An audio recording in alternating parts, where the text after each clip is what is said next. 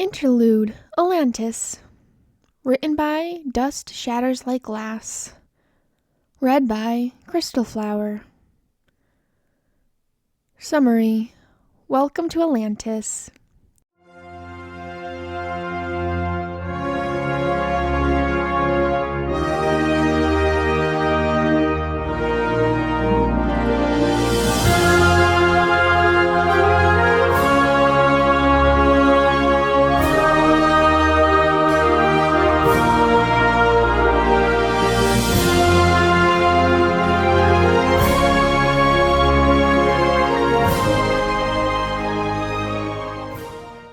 A son of Poseidon shouldn't be able to drown.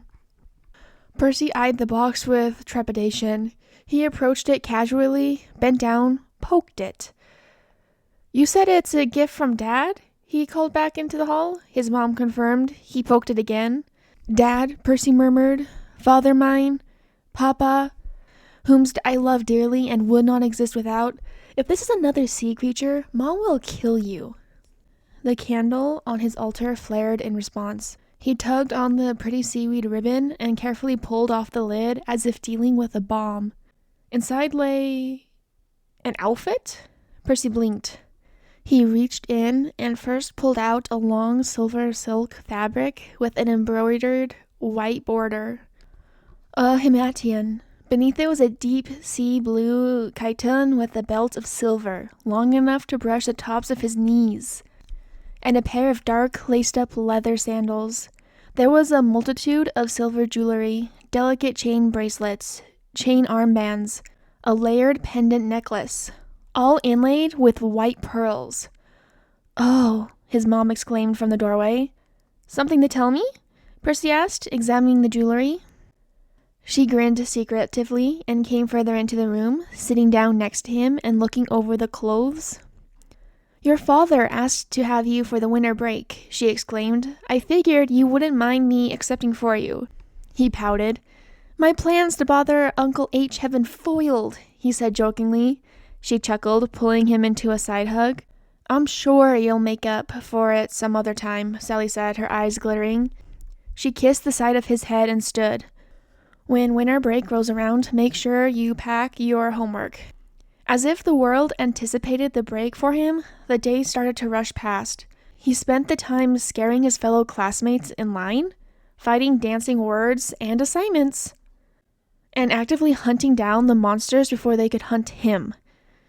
It provided wonderful practice. The afternoon of the first day of winter break, Percy woke up to his dad hovering over him, practically buzzing in anticipation. "This is becoming a habit," Percy informed him, groggily sitting up. "Do you do this to your other children?" Poseidon didn't answer, merely smiling with sharp, shark-like teeth. He wasn't wearing his usual beach resort getup or his dad fishing wear. Instead, he wore a long blue chiton pinned at one shoulder, with white waves reaching up from the floor. A long sea green himation with a dark blue embroidered border was wrapped over one shoulder and tucked under a silver belt on the opposite side. There were scales running up his arms and across his torso, smatterings of blue, purple, orange, and gold. His hands, like Percy's, were webbed and dipped in blue. On his head, a crown of 3 points lay decorated with pearls and coral. He had long, dark, wavy hair. Percy abruptly realized, long enough that it draped down on the floor behind him like Hades had. His beard was shorter like Zeus's, but just as thick. "Up," the god urged. "Up, up." Percy rubbed his eyes. "I'm up," he squinted. "Is your hair water?"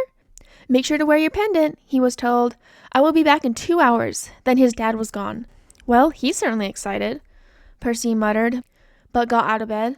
He nearly knocked over the stack of books on ancient Greek heroes he'd left on the floor.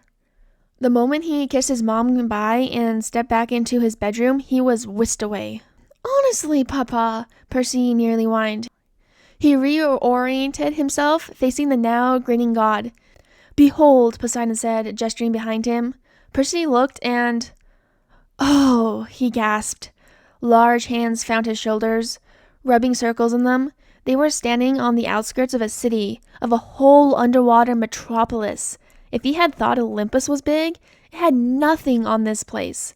A castle twice that of the one in the clouds lay in the middle of the city, a structure of blue and dusty silver marble, with towering columns, several open walkways, and spiral turrets covered in moss and barnacles and coral. He could tell where the largest braziers were lit, as their red points acted like beacons. It glowed in the distance, lighting up the surrounding water in a soft blue. From this angle, he could even see the large front courtyard surrounded by a colorful garden. Around it were all types of buildings sprawled in every direction.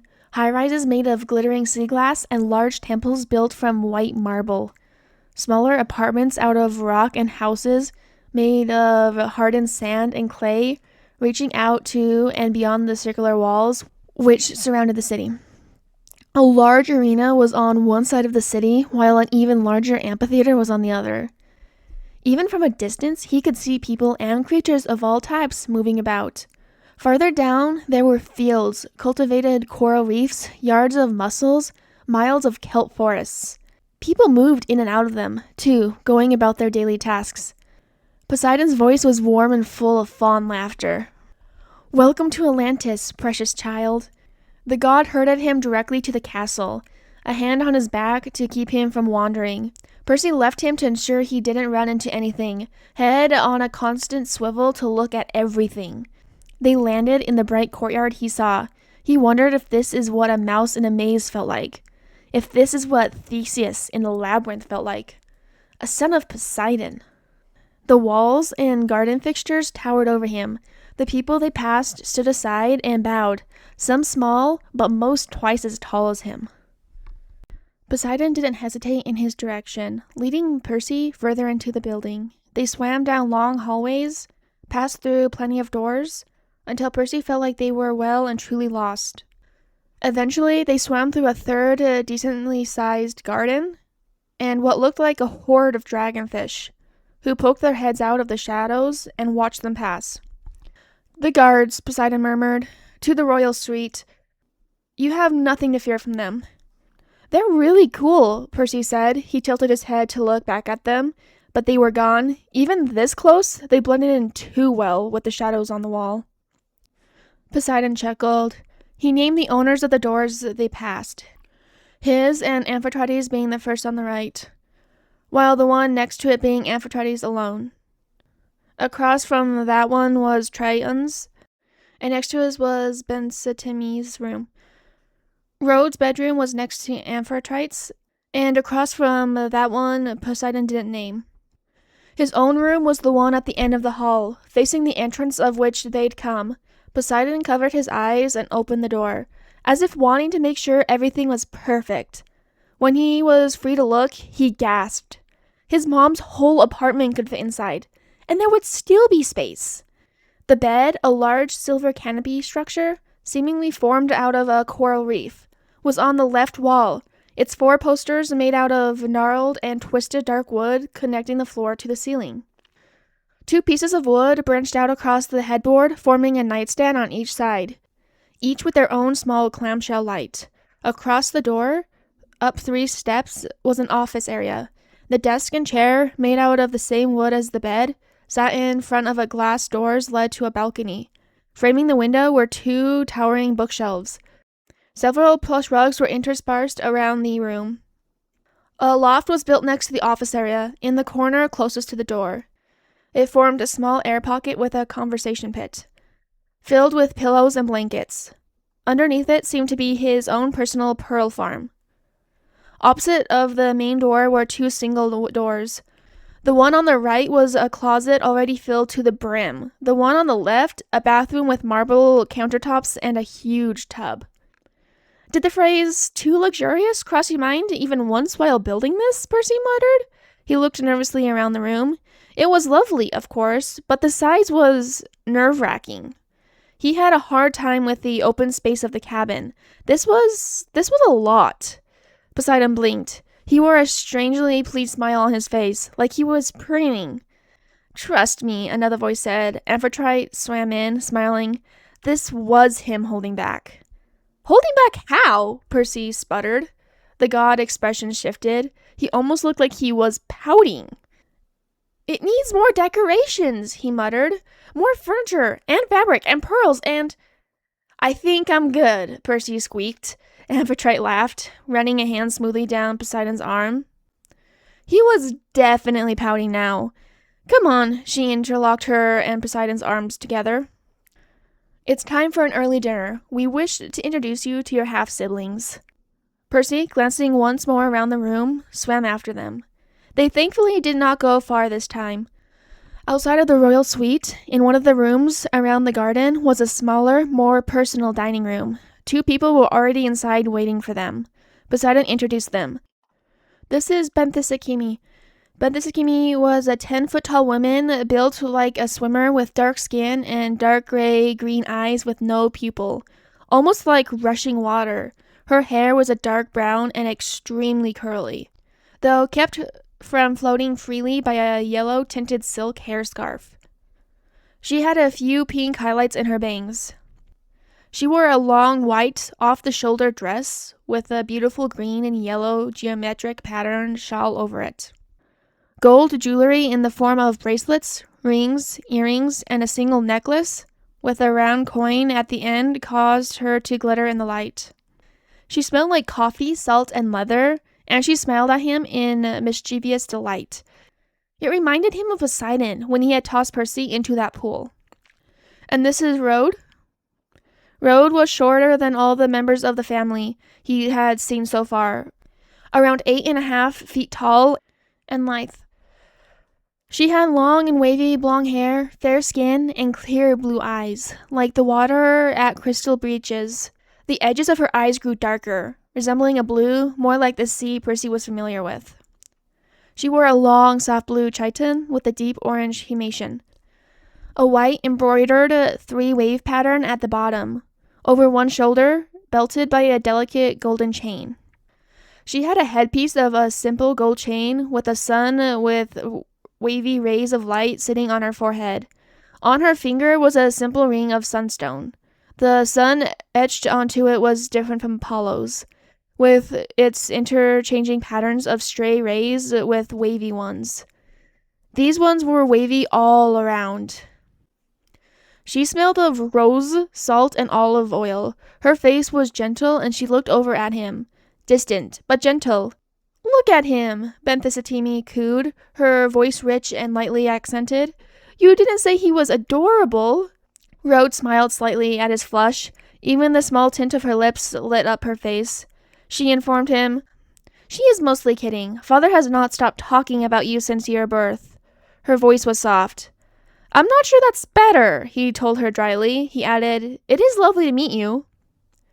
Poseidon took the head of the table, and Amphitrite led him to the second chair on Poseidon's right, across from Benthisatimi. Amphitrite took the chair next to Benthisatimi, on Poseidon's left. Poseidon's eye darkened when they passed over the empty chair between him and Percy. The water thrummed when they shifted to the empty chair on Rhodes' left. Benthisatimi immediately jumped into asking Percy questions. He followed in her footsteps, asking just as many back until the whole table was interlocked in conversation. The door opened halfway through the meal, cutting the discussion short. A merman, easily 10 feet tall, swam in. "Triton," Poseidon rumbled, his voice thick with displeasure. "Father," Triton greeted. "Mother," Benthisakimi rode. His eyes merely passed over Percy. Poseidon growled. Amphitrite looked at Triton sharply, and she wasn't the only one. While Rode sighed, Benthisakimi glared at the merman, dismissing the staff to spare them their father's wrath. The water around them was beginning to boil. "Father," Percy said. He widened his eyes, laying them on the god. Poseidon's eyes tore from the merman still floating by the door. "You are going to tell me about the plans for tomorrow?" The god's face tightened. "Yes," Amphitrite said. She laid a hand on Poseidon's, looking at him meaningfully. "Since I will be the one giving the tour, I would like to know what places you wish him to see, as his time here is short." The water eased in its boiling. Triton's face rippled in rage before cementing back to blankness. He joined them at the table, taking the empty chair next to Percy. Percy looked at him curiously as the conversation started up. His skin was completely green, with shimmering gold-edged scales going up his arms and sides. He had 2 emerald-colored tails, wicked-looking yellow spikes following along his back. An intricate contorn hung from a golden chain around his waist. Black hair was pulled up in a ponytail, his head framed by a 3-pronged golden crown, though only embellished with 1 aquamarine in the center. He had a proud and arrogant look to him. In the light dancing in the room, his image flickered between the merman and the large, crab-clawed creature that could only barely lay claim to the title man. He smelled heavily of salt and sulfur, like a group of salt licks. Even in the salt water of the room, it stood out. Having caught his eye, Percy was met with a nasty glare. Poseidon didn't look at Triton for the rest of the meal. When it was over, he was escorted back to his room. "Is Triton in trouble?" he asked quietly, following after Amphitrite. She paused, putting her thoughts together. "Yes," she finally said, "but it is less to do with you and more about the disrespect to Poseidon." Percy's head tilted. They passed the dragonfish horde that guarded the royal suite. "But I'm the one he's angry at." "No," Amphitrite denied. "Triton has never quite liked Poseidon and I's relationship. He is angry at Poseidon in my stead, for a perceived insult." "But am I not an insult?" Amphitrite stopped dead, and Percy almost ran right into her. She turned her arm, encircling him, forcing him to look up into her eyes. Her expression was tense, her hair puffed out around them like an octopus. "You," she said firmly, "are not an insult. Not to me, and especially not to your father. Poseidon and I's relationship is not like the relationship of the king and queen of Olympus. There is a deep trust between us, and we do not shy away from telling the other about our partners. Trust me, little one. Triton's fury is unfounded." Percy stared up at her, blinking. "Okay," he said. "I understand." She sighed, her hair flattening. She pulled him along with her to his bedroom. "Get some rest," she said gently. "I will see you bright and early." Percy wished her well and entered the room. Even though he was sure it wasn't that dark on the surface, he didn't bother exploring the room anymore. He flopped onto the bed and was fast asleep in no time. Hours later, Amphitrite woke him up by hovering over him. She said, "I hope you're ready for your tour. There is much to show you in so little time." Percy grumbled about looming. They spent their time in the city, where Amphitrite showed him her favorite little places, like the cafe on the block further from the palace, or the little music stands in one of the squares. She showed him where the places safe for children were, and some of the few that were not. Atlanteans looked at them curiously as they passed, but to Percy's surprise, none approached. He was not sure it was normal, as Amphitrite greeted plenty of them from a distance, and they returned in kind. A hand gently carded through his hair, readjusting the delicate laurel circlet of silver metal that had been placed there this morning. It had a trident-shaped charm in the center, with pearls sitting on tiny blooming flowers around it. "His day-to-day crown," he was told. "Do not worry," Amphitrite soothed. "They keep their distance due to me, not you." Percy's brows furrowed. "The people seem to adore Amphitrite. That doesn't seem right." Her lips pressed together slightly. A slight blue flush laid on her cheeks. "It is not unusual for the occasion. You are a new child.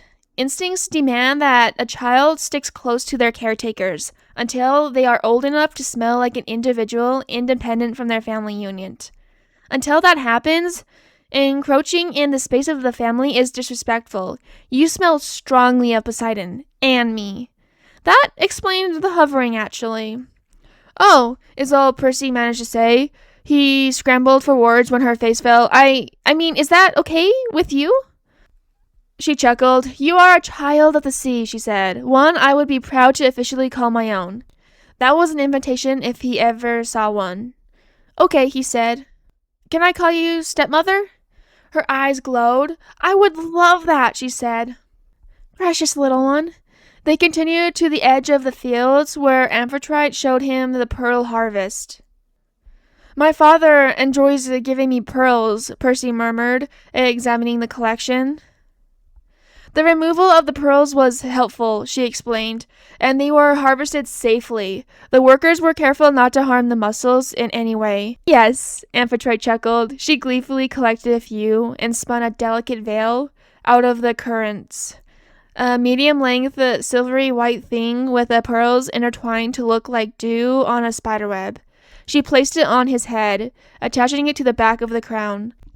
They suit you well, little pearl. He pouted. Can you teach me how to do that? He asked, deciding not to argue. Arguing with Poseidon about gifts was like arguing with a wall. He was sure Amphitrite would be the same. She made a noise of surprise. You would like to learn to weave? Yes, he looked back over the city. The lights were dimming slightly. The majority of the town had retreated to their homes and families. Tasks done. Although, I guess there's not enough time now. No, she agreed, looking thoughtful. But I would love to teach you. Ventusatimi and Chemopolia are not fond of it, so I only have dear Rode, who joins me at the loom. Percy smiled. Oh? Has Triton not tried his hand at weaving? Her eyes sparkled with laughter. She informed him quietly, like it was a secret. Triton can't weave to save his life. His laughter rippled through the water. But come now, she said, smiling. Let us return to the palace. Tomorrow we will focus more on the castle. Percy woke up later, feeling refreshed. He further explored his room, finding a few quirks in the wall that spelled out secret passages he couldn't yet access.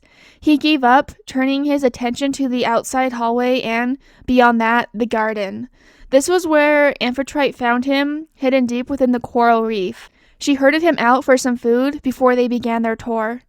Somehow, the castle felt bigger than the whole city. Percy had thought they were done when they finished swimming over the last walkway, only to be led back through the main hall and through a doorway he hadn't noticed. They went down, and down, and down, to where there was apparently a whole other underground castle waiting to be explored. Amphitrite laughed softly at his expression in disbelief. This is where we hold familial court matters, she explained, gesturing to the wide room they'd entered. This part of the palace is also, for when it is needed, where those who cannot fight convene for safety. 2 thrones sat on the far side, made of blue-gray stone and with plush blue seatings. A lower throne sat on the biggest one's right, being Triton's, and there was 3 on Amphitrite's left. We will be having another one placed, of course. He blinked, startled. It will go on Triton's right, as you are the next heir in line. What? He said. She paused, turning her eyes from where she had been considering the place next to Triton's. Your sisters have declined the throne, she explained. Rode and Benthesakimi have their own kingdoms. Kimpolia does not like to be tied down, so you are... But I'm mortal! Well, she said, yes, but it is good to be prepared. Percy drew in a near silent, shaky breath. It felt like a stone had dropped into his stomach.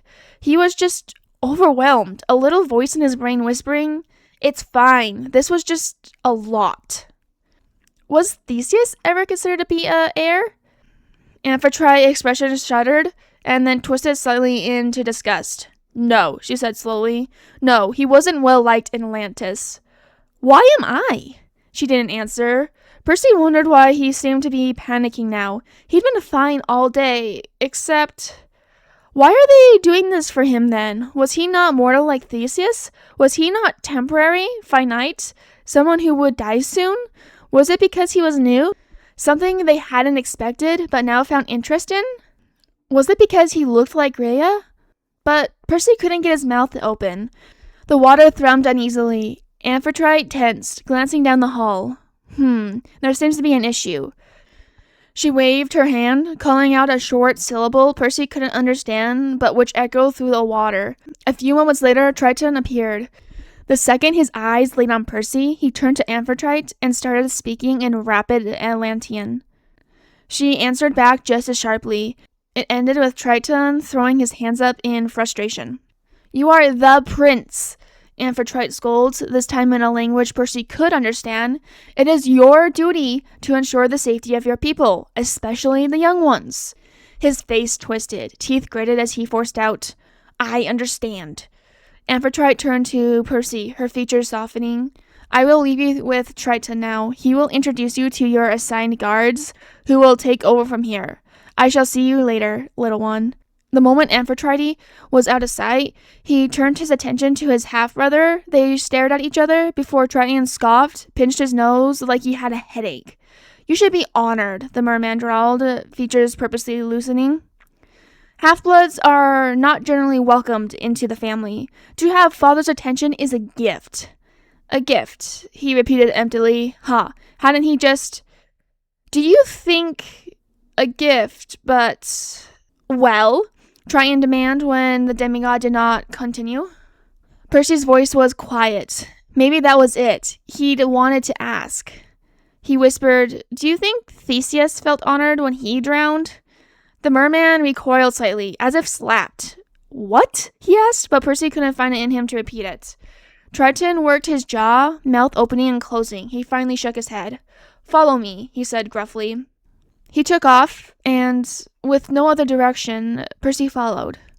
They swam out of the giant meeting hall, down other long hallways carved out of the under bedrock, to a small room with two people waiting for them. A mer orca and a mer eel approached. These are your guards, Triton muttered. He gestured to the mer orca, Althea, and then the mer eel, Andy. I will leave you to them. He disappeared quickly, darting back the way they came, like he couldn't get away fast enough. Come, little prince, Althea said, swimming forward. You have much to learn, and there is little time in the cycle. We'll have a lot of fun, Andy cheered, twirling around him. Percy let his half-brother go, following after the two to escape their awkward encounter. He looked over the two. Althea was a mer orca, nearly 18 feet tall. The white of the center of her tail went all the way up to her forehead, while the blue-black did the same on her sides. Her hair was like thick, rubbery black dreadlocks, interlocked with each other by bronze hair clips, and covered in a black webbed net which, upon Percy asking, signified her marriage. She had bean-shaped pupils with a deep brown iris. Bioluminescent blue trailed across her body to form symbols which recognized her as a healer, nurturer, and protector. Her voice was deep and smooth. She taught Percy much about the acoustic language many Atlanteans used, as well as many other things even in his short time here. He found he enjoyed her patience and calmness. She was assigned by Amphitrite personally, he was told. His other guard, Andy, was half mer, half cougar eel, assigned by Poseidon. She was 9 feet tall, a pink-gray color with lines of black. Her hair was short and spiky, and pink to match the pink tinge of her tail. Her eyes were a clouded gray. She was blind, but her sense of smell made up for it plenty. She wore a simple bronze circlet on her head, and when she smiled, she showed off the rows of incredibly sharp teeth she had.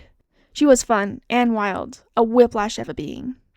It was her who began Percy's training in identifying different types of dangers in the water, and how to neutralize them.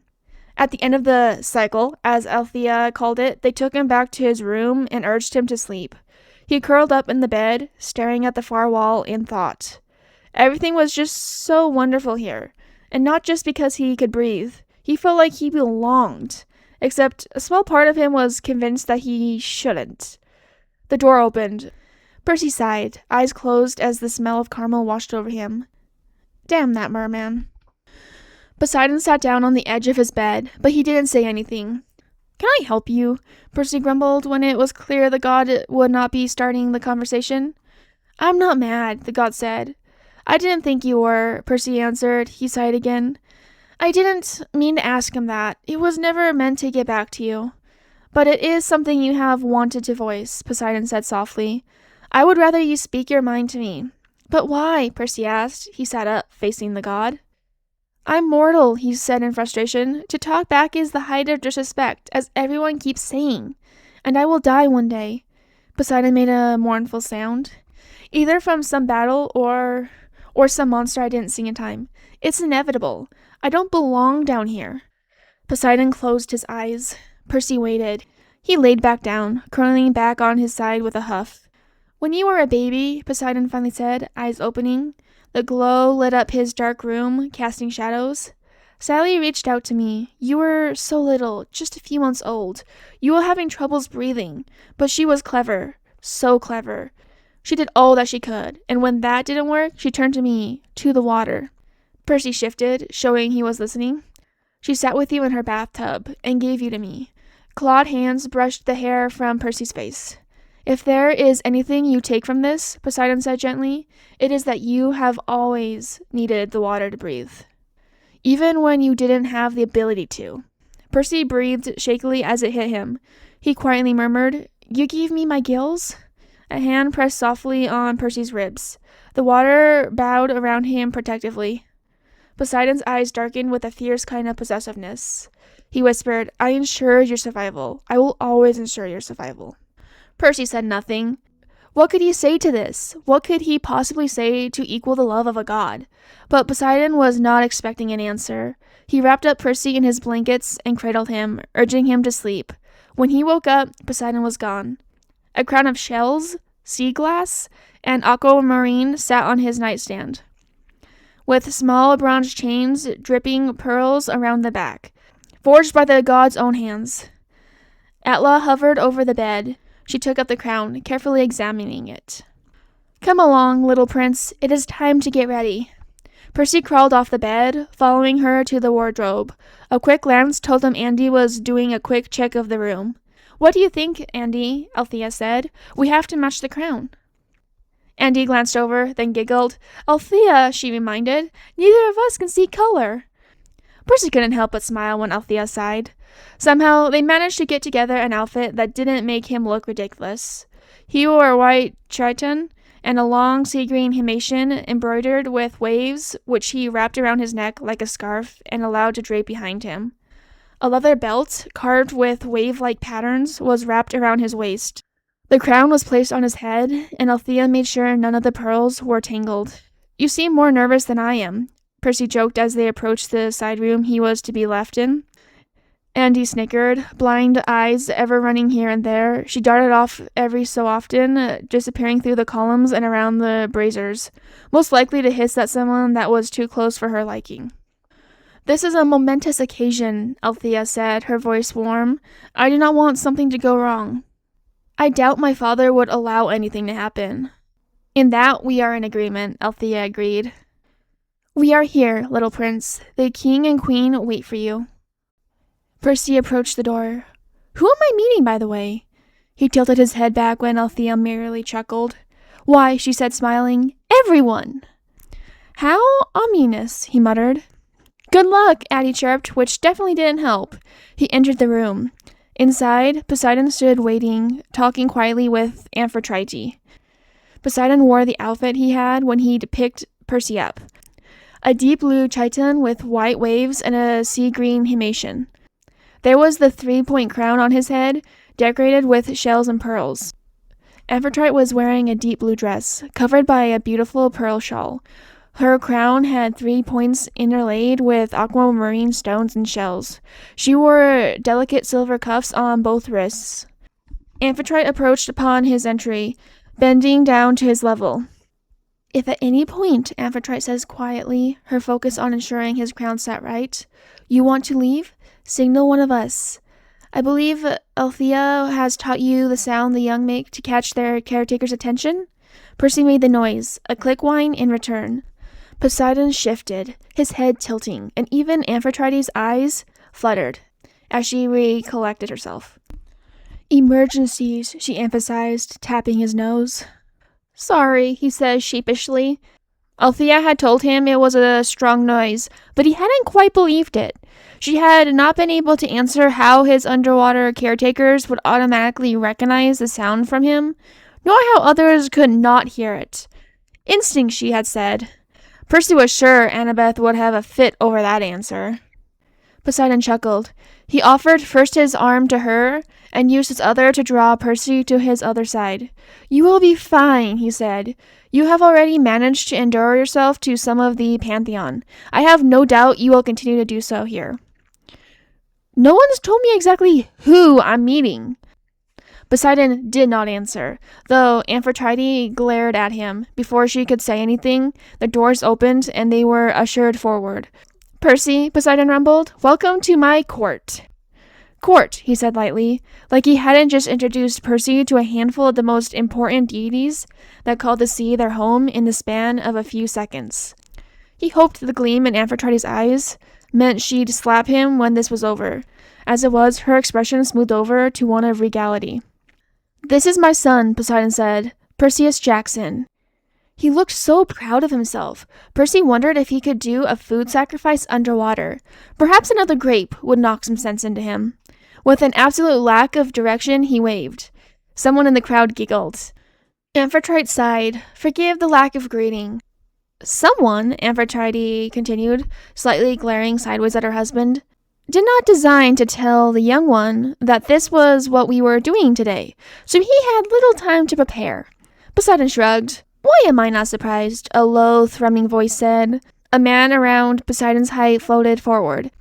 He appeared like the Amphitrite had in St. Louis. Not entirely there. His features blended seamlessly with the water, ever-changing. From what Percy could make out, he had short and curly black hair, peppered with gray, and a short and curly gray beard. His eyes were as blue as the water they were in, making it hard to see them. Although older, he was fit, and he wore nothing but a long blue himation wrapped around his waist. He wore no jewels but the tall coral crown on his head, and the length of his body was covered in barnacles and coral which seemed to grow from him. "I am Oceanus, young one, the Titan god of the sea." Percy nodded in greeting. "Oh!" Oceanus raised one bushy eyebrow. There was a spark of amusement in his eyes. "A quiet child of Poseidon? I never thought I would see the day. You always manage to have the most chaotic children." Poseidon chuckled. Percy shrugged. "How do you have coral growing on you?" he asked. The god next to Oceanus burst out laughing at the Titan god's stunned expression. The Titan sighed. He shook his head. Though his voice was filled with amusement, he said, "Ah, perhaps I spoke too soon. This one just hides it better." "Oh," another voice said, and a different god stepped forward. "This one's a menace, all right. Has been since he was a bit." This god, funnily enough, had a thick New Yorker accent. He was tall with wild and tangled white hair spilling out from the ear-flap hat he wore. Most of his features were covered by his clothes. A hat, a long scarf, a long, almost dirty brown coat, thick mudding boots. His hands were pale and grimy, with black lines disappearing under the long sleeves. His eyes, really his only visible features, reminded him of the stripped bass he often saw swimming in the river itself. They were a murky brown blue. "Should have seen him scaring off the mortals trying to litter our waters," the one next to him said. He was the shorter of the two, skin dark but tinged green. He didn't have a hat. His hair was a dirty brown pulled back into a messy braid. His eyes were an even darker murky brown. He also had on a long brown coat, but it was open, showing off his Broxton t-shirt and brown working pants tucked into thick work boots. He had dark green scales on the back of his hands and up both sides of his face. They both smelled vaguely familiar. "You're the Hudson and the East River," Percy said, startled. "I recognize you both." "Eh?" the second one, eased if Percy had to guess, said. "How's that?" "A rather strong sense of smell." Another voice laughed, a woman this time. She smiled with rows of sharp teeth. Her hair was short and made up of black seaweed, floating around her head like a dark halo. She had a long, sea dragon-like tail, poisonous and softly glowing green spines down the side of it. Scales covered her upper body, glittering a dark purple and blue, and black tendrils extended from her waist.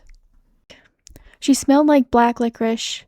"I think he means you stink," she said, voice drawn out and teasing. Hudson grumbled. "You try choking on pollution every second of the day. See if you come out pristine." "That's not what I meant," Percy said apologetically. "I'm able to identify people by smell. My father smells like sea salt caramel. Stepmother smells like green rock candy and shells. You smell like apples and newspapers. Like New York. The room was quiet. Someone muttered, "What in the—" Poseidon chuckled, eyes bright in interest. "That is certainly a new one," he mused, almost as if— "He is smelling our souls," the woman finished, her head tilting. She was extremely animal-like. Her eyes were slits, and her nose kinda reminded her of a snake, though Percy wasn't sure exactly which animal entirely. Maybe a mix-mash of many? She looked fascinated. "Always the most chaotic," Oceanus muttered, squinting at Percy. The group dispersed, allowing Poseidon to herd Percy around the room to greet everyone. The woman with the sea dragon tail was first, and she introduced herself as Keto, the goddess of sea monsters. "My husband, Phorcus, sends his well wishes," she informed him, eyes glittering in mischief. "He wanted to be here, but someone had to stay behind to tend to our aquarium. If you're ever in Atlanta, Georgia, you should stop by." Poseidon gave her an almost disappointed look, but Percy laughed. "Sure," he said, "as long as it's a sanctuary and not like SeaWorld." Keto's face rippled with surprise, while Poseidon changed into disgust. "I despise that place," the god muttered. "Agreed," Keto said. She looked at Percy closely. "No," she told him, "nothing like that. It's more conservative-based." They left her to her curious staring, and approached next a woman around Rhodes' height, with reddish-brown hair and tan skin. There were spiral shells braided into her hair. She had spiral earrings. Her eyes were like the clear water closest to the beach. She wore a short necklace of marbles, and her dress looked to be made out of sand, filled with darker patterns of shells, crabs, and seals. She herself smelled like a beach on a warm day and some fruity drink. "I am Semithe, the goddess of sand beaches," she introduced, smiling. "It's nice to meet you. Are you Kalo's mom?" The goddess's face rippled in surprise. "Percy!" Poseidon scowled. "Sorry," he said to him unapologetically. To the goddess he explained, "You smell like them, and they've got your eyes. We only met briefly at camp, as they said they were returning home permanently." "Yes," Semithe said. She still looked a little blindsided, but her expression softened as she thought of her child. "Yes, I sent them there for a short time while their father rebuilt their house." Percy smiled. "It was nice to meet another child of the sea, even for a short time. We would play in the sand at camp together. They were always finding the best shells. If they ever wanted to visit, I'd be happy to welcome them so they don't have to sleep in the Hermes cabin." Semithe looked flattered, though her eyes jumped to Poseidon in question. The god chuckled. "Percy has a way of bulldozing through rules," he informed her, grinning. "But aside from that, I guess it is an oversight on my part. Any of the sea's children would be welcome in my cabin. At least until everyone has their own," Percy gleefully informed her. Both the god and goddess laughed. "If anyone can do it," Semithe said softly, "I do believe it would be you." They moved on after that, leaving Semithe to her thoughts. Poseidon's hand was warm on Percy's shoulder. There were a glint of pride in his eyes as they approached the last of the assembled group. "What's up?" the god said, a bright smile on his face. "I am Paimon, the god of sharks and harbors. It is so nice to meet a new young one." Paimon took the form of a young boy in a short blue chiton and a cord of seaweed wrapped around his waist, with what looked like a whistle attached.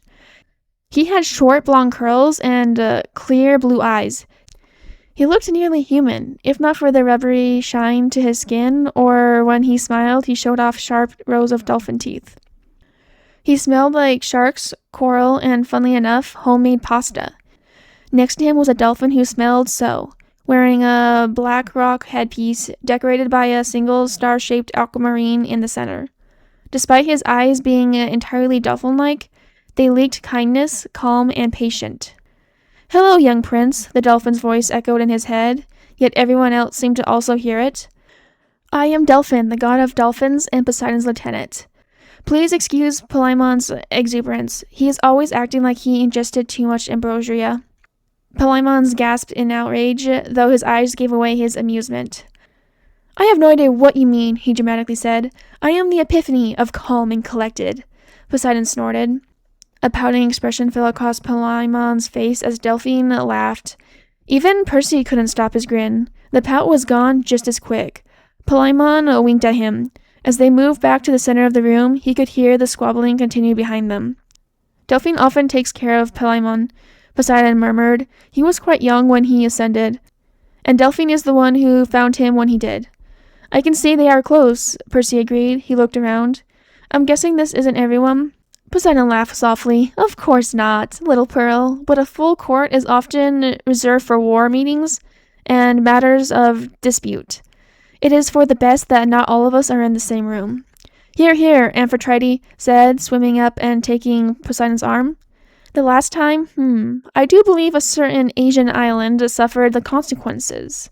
Poseidon's lips twitched slightly at the memory. It was an absolute brawl, he informed Percy. I am still not sure what started it, just that by the end I had to drag Phorcys and Nereus away from each other. It was certainly, his stepmom sighed, something. Is that why they're not here? Percy said. I know Keto said her husband was tending to their aquarium. Half of it, Poseidon allowed. The real reason? Well, I handpicked the invitations. That's such an explanation, Percy said dryly. Poseidon smiled genuinely at him. Poseidon invited them specifically to spread the word in an efficient manner. Amphitrite took over, her voice rich with amusement. Normally we would invite Tiphys, the goddess of freshwater and Oceanus' wife, but she has been missing for quite a while. Oceanus will talk to the other older sea deities, while Hudson and East will share the news with the river gods. Phymus will spread the word among the sea gods related more closely to land, while Keto will talk to the other gods of the deep. Palemon will cover the upper water marine life and those who stick closer to the piers, and Delphin will spread the word to those who stay near it, or in Atlantis. Efficient, Percy agreed. So, what now? Now, we have dinner, Poseidon then nodded sadly, and then I will let you go back to the surface, out of my hands. You are so dramatic, Amphitrite muttered. Yes, the god grinned. He fussed over the pearls in Percy's hair. That is why you love me. We can never escape, Percy told his stepmom sagely. He is stuck to us forever, like a barnacle. Her eyes gleamed in silent laughter. What a tragedy. Despite Poseidon and Amphitrite's best effort, the meal still ended in a brawl. Percy had barely been able to save the blue dessert rolls before Keto grabbed the basket they were in to bash over Hudson's head. Poseidon was watching the fight from a distance with Oceanus, not at all trying to step in now that it had turned physical. He looked amused. Amphitrite had her head in her hands at the table. She was muttering something about their intolerable and disrespectful family. Percy passed Semothy the jelly-like thing that was apparently butter at her request. She said a quiet thank you in return. I see what my father means now, he mused. Is it like this on Olympus? Phalemon's cackling glee-filled laughter grew louder as East dove into the fight after Keto accidentally hit him with a fork.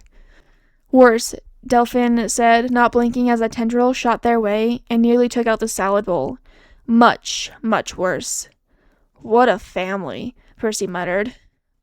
Both Samothy and Delphine sighed. You have no idea. Poseidon did, in fact, end up kicking the brawl outside, but only after East had been sent into the table and Keto through a wall. Percy waved as they went, wishing them farewell. Semothy and Palemon were the only ones free to wave back, though Delphin bowed before they all either disappeared or turned to continue watching the brawl. That was fun, Percy announced. I'm glad you thought so, Amphitrite sighed. Every single time. Oh, at least this one was a small one this time, Poseidon said, ushering them out of the now wrecked beyond belief room. I mean, he amended at her look. At least this time they did not take out a whole tower. Percy snorted at her hesitant agreement. I think it's time for me to go, he reminded the two. The glow around both dimmed and unhappy frowns glanced down. The glow around both dimmed, and unhappy frowns graced both their faces. I'll be back, he reminded, laughing slightly. I try to stay in the distance of the sea, Poseidon sighed. I guess so, Amphitrite said reluctantly. Let me gather your belongings, and I will meet you in the foyer. She darted off to do so, while Poseidon took over, leading him through the halls and back to the front door. Father, Percy started. He darted forward, taking Poseidon's hand. You do know that I will be back, don't you? If you will have me? The god paused. The harsh set in his shoulders subsided. the deep lines in his face easing. "You will?" he said, eyes bright. "You are always welcome." "I will," Percy confirmed. Poseidon kissed his forehead. His crown changed, the heaviness easing. He reached up and felt the smooth metal of his simple circlet. "I would love it if you kept this on," Poseidon said, examining the piece. "It can never be removed by another's hand, and, should you wish it, will remain hidden to all but the divine." "A warning?" Percy said. Poseidon grinned sharply. He pulled Percy into the hall, where his half-siblings and stepmother waited. Amphitrite smiled at him, his bag at her feet, with another one next to it. She hugged him. "Don't forget," she murmured. "If you cannot get to the water, you have the special pearls I gave you." "I won't." Poseidon placed a hand on his shoulder as Percy looked at his half-siblings. Benthesakimi smiled cheerfully, while Rhodes' smile was softer. Trident did not look him in the eyes, but Percy would take that over glaring. He decided to take it upon himself to at least try and leave on a not bad note. "Does Dad sometimes hover over you while you sleep too?" he asked. Trident's head snapped up. "Yes," he breathed. Benthesakimi snorted, grinning as she nodded. Rhodes sighed. It was a good way to end the trip.